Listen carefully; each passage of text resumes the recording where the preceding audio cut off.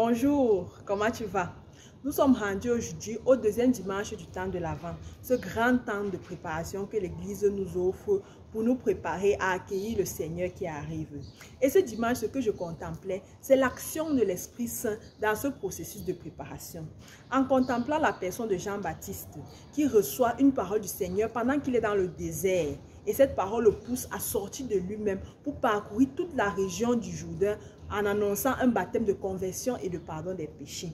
Je comprenais dans ma prière que Jean s'est vraiment laissé inonder par l'Esprit Saint afin de pouvoir déceler le message que le Seigneur lui envoyait et après recevoir du même Esprit Saint le zèle apostolique pour aller en mission, pour aller annoncer. Donc je voyais en cela l'importance de nous aussi nous laisser accompagner par l'Esprit Saint durant cette période de préparation. Demander à l'Esprit Saint de nous aider à entrer aussi dans le désert de notre cœur, afin d'y entendre qu'est-ce que le Seigneur veut de nous pour cette période de préparation. Quelle est la préparation qui plaît au Seigneur? Qu'est-ce que le Seigneur attend de toi? Ne te prépare pas seulement comme ça, comme tu as l'habitude de le faire, selon le monde, selon les fêtes, selon... Non, rentre dans ton désert, aidé de l'Esprit Saint, afin de découvrir le style de préparation qui plaît au Seigneur pour toi. Et la deuxième chose qui me marquait encore ce dimanche, c'est la dernière phrase de l'Évangile. Elle nous dit, tout être vivant verra le salut de Dieu. La phrase est à la forme affirmative. Tout être vivant verra. On ne doute pas, on ne titube pas, on n'hésite pas. Le Seigneur est clair, il affirme et il dit. Et ses promesses sont vérité. Les promesses du Seigneur, ce n'est pas comme les moustiques dans l'obscurité. Tu entends seulement, tu ne vois rien. Non, tu vas voir. Il a dit et ça sera comme ça.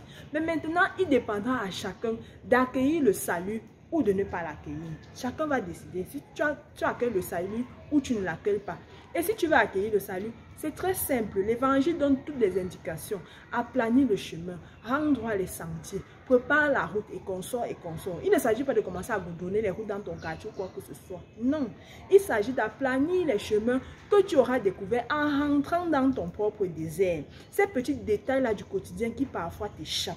La mauvaise utilisation des réseaux sociaux, la convoitise, la jalousie, les commérages et consorts et consorts. En rentrant dans le désert de ton fond intérieur, aidé de l'Esprit Saint, tu vas entendre du Seigneur quels sont ces chemins qu'il veut que tu aplanisses pour permettre au salut de venir entrer dans ta vie. Donc laisse-toi porter par l'Esprit Saint pour ces semaines qui nous restent encore à nous préparer afin que à la venue du Seigneur, tu puisses accueillir toi aussi ce salut, ce grand salut qui vient à toi.